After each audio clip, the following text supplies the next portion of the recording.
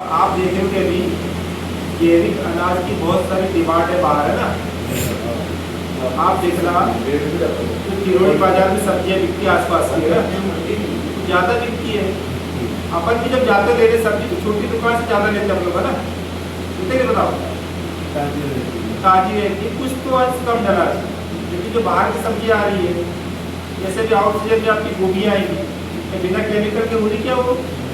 आप अभी धनिया लगा देना बीच में अपने खेतों में, आप धनिया हो रहा है क्या अभी आपका देने चल जाएगा धनिया पूरा, वो सब केमिकल से हो रहा है पूरा।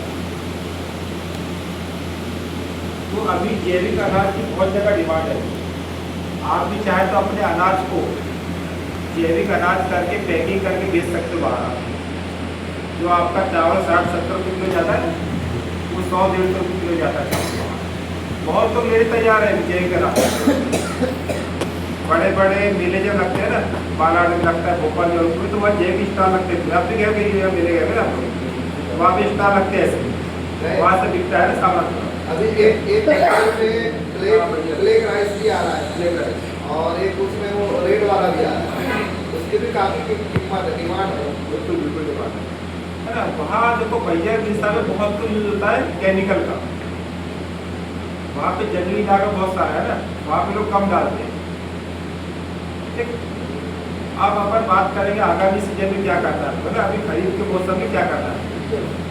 कोई गुआर बोलते क्या तो गुआर वगैरह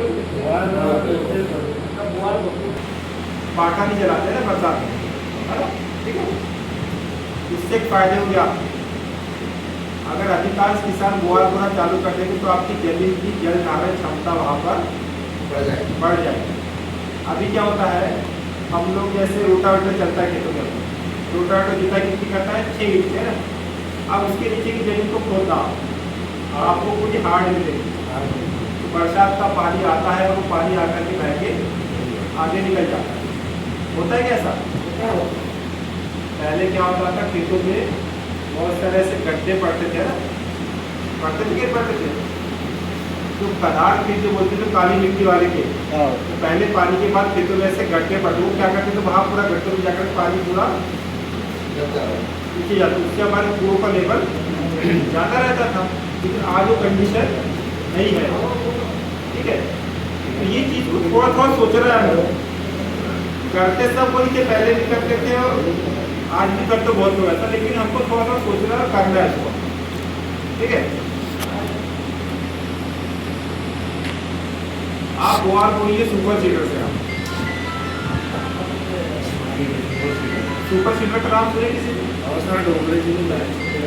तो ये क्या क्या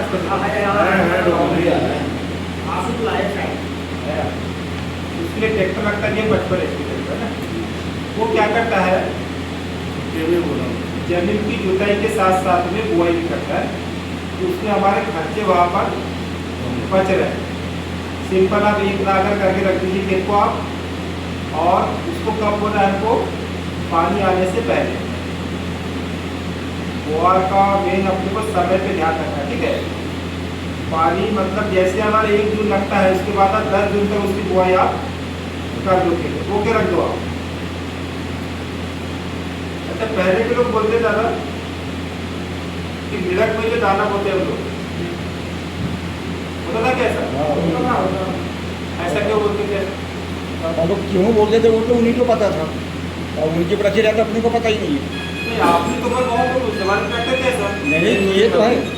नीरज के दाने को बीमारी कम लगती है क्या होता था उसमें, और विकार में भी अच्छा होता है, उसका जर्मिनेशन भी अच्छा होता था उसका, उसके रोगों से लड़ने की क्षमता क्यों रहती थी। अगर हम दाने को सूखे बो रहे हैं ना, अब पहले हमारी आग कैसे था पत्थर, उसमें वो दाना में जाता जमीन के अंदर का दाना, उसको चिड़िया भी दिखाती थी वहाँ पर, और वो दाना फिर 4-5 दिन में दाना हमारा पूरा गर्म चलता था। जैसे पहला पानी आता था वहाँ पर, तो दाना हमारा पूरा ताकत के साथ में उगता था। अब क्या हो रहा है आपको पता वहाँ पर, जैसे आप 2-3 पानी आने के बाद दाना बोते आप, कुछ दाना हमारा अंदर जा रहा है, कुछ ऊपर रहता है। तो कैसा उगता दाना हमारा, इसको बोलते दिख रहा है ना, कभी आज उग रहा है दाना, कभी 4 दिन बाद उग रहा है, ठीक है। उससे क्या होता है, हम जब उस खाद को खेत में लगाते हैं तो आपको जो पहले खार है उसमें कीट कम आएंगे, लेकिन जो बाद का जो पौधा है उसमें कीट राशि वहाँ पर ज़्यादा आएगी। यही कारण था पहले कि लोग सूखे में खार भर के रख देते थे वहाँ पर, ठीक है।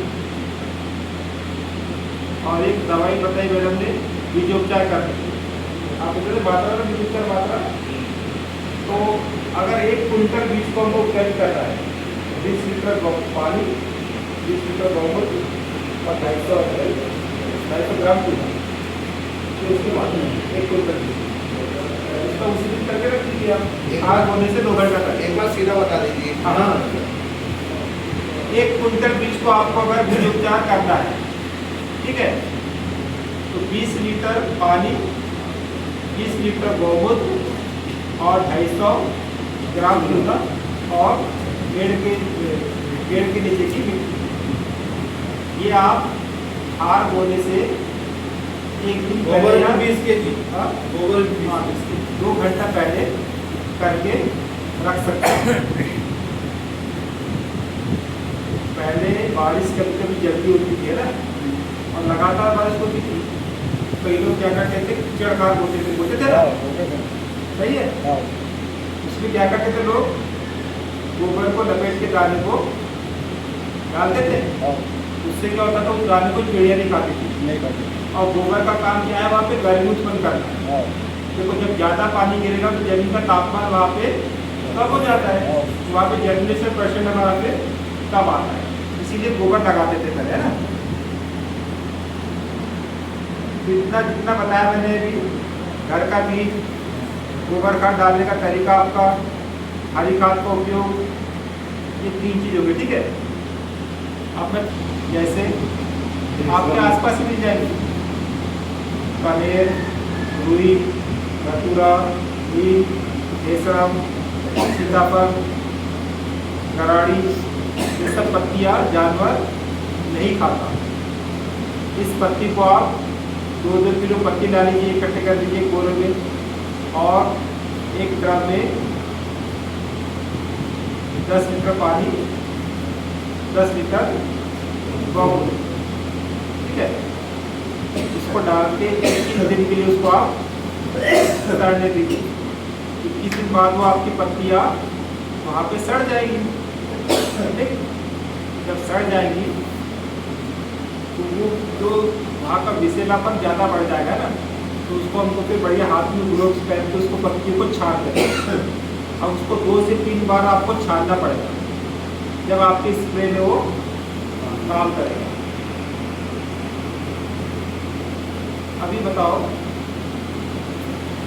आंगनवाड़ी वाली मैडम लोग जो रहती है, वो आती है आपके घरों में कि बोले बच्चे को टीका लगा दो इस मंगलवार को, 2 साल वाला, 1 साल वाला, 5 साल वाला, है ऐसा क्यों करते टीकाकरण वो लोग?